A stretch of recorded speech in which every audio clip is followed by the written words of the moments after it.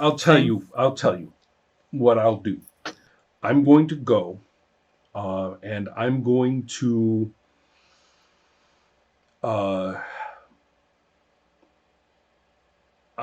to set up some kind of a biohazard alarm in the laboratory, and I will do my best to scare them out of there, and that I will save this what they seem to think is a space Jesus baby or something, and I will I don't know. I'll try to scare them. I'll try to get it out of there.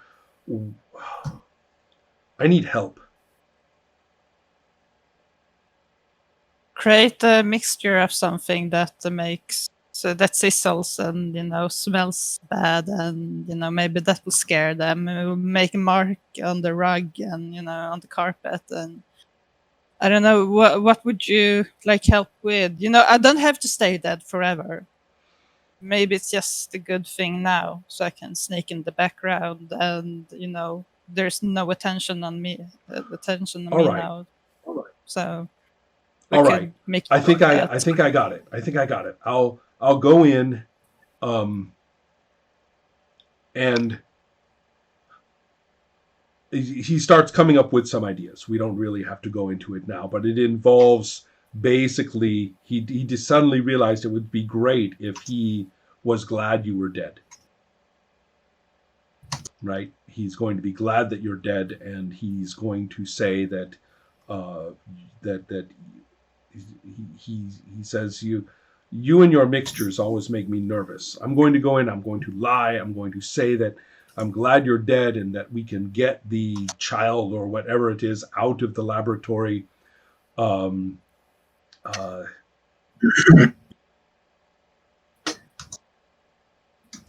I guess I have to. Then I'll set off the biohazard and see if I can get out of there.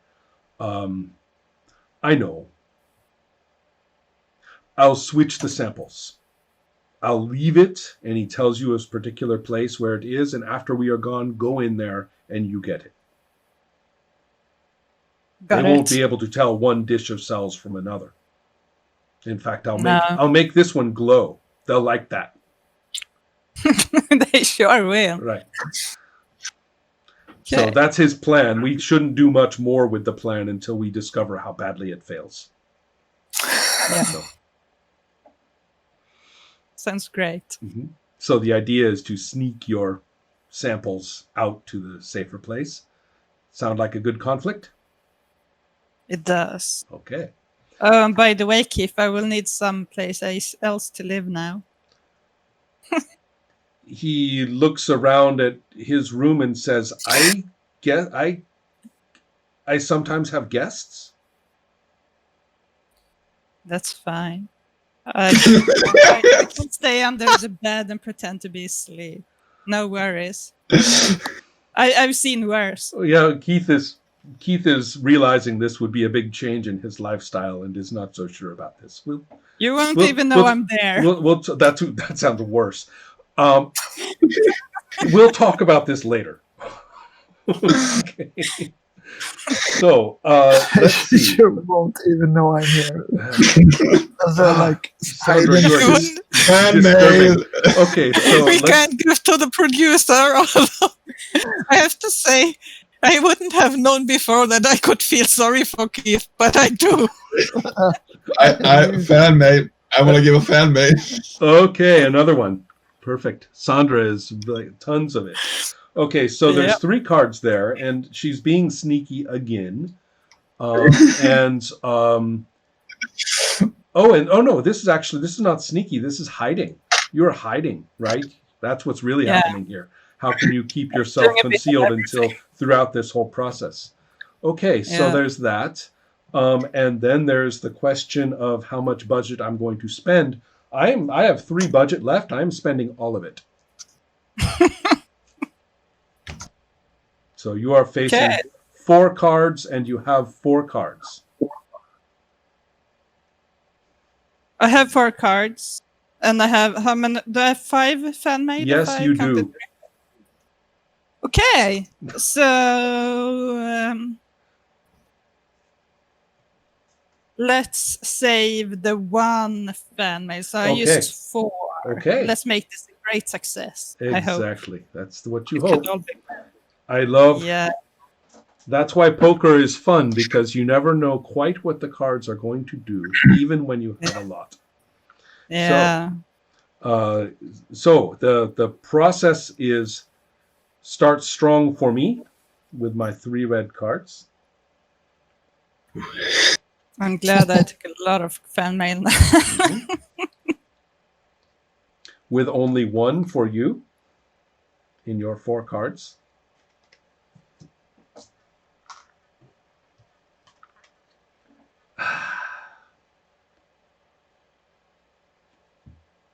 And 3 more. Okay. So, that. yes. And so then that means that 3 go back into the budget. That one goes away. And then I gather the cards. And then looking at the cards, I have a king and an ace. And you have a queen. Well, you have an ace and I have an ace. So it goes to you. I keep trying to break the ties and forget it. Ties go to you. Okay. So the scene is everything with him making these solutions and everything. Okay. So Keith, he walks into the lab and maybe it looks like something.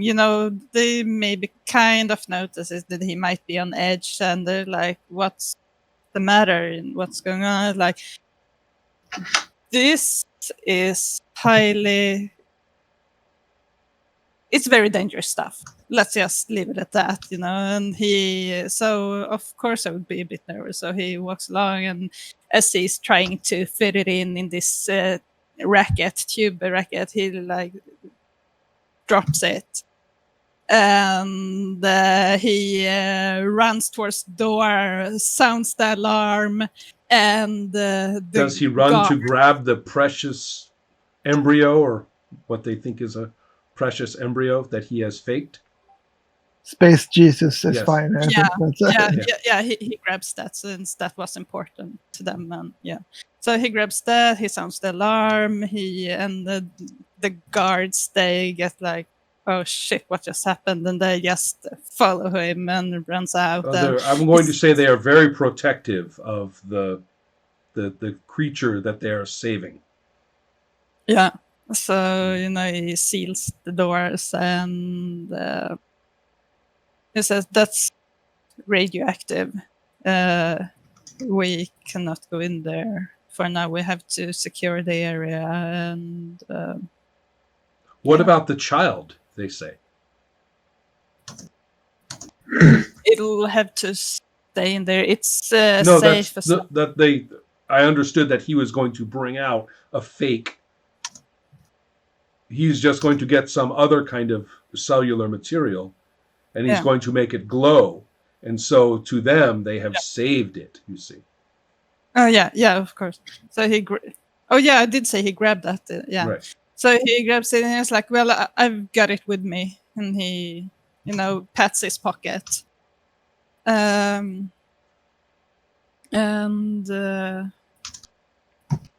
I don't know, they're just trying to, they come down a bit, but they're still a bit,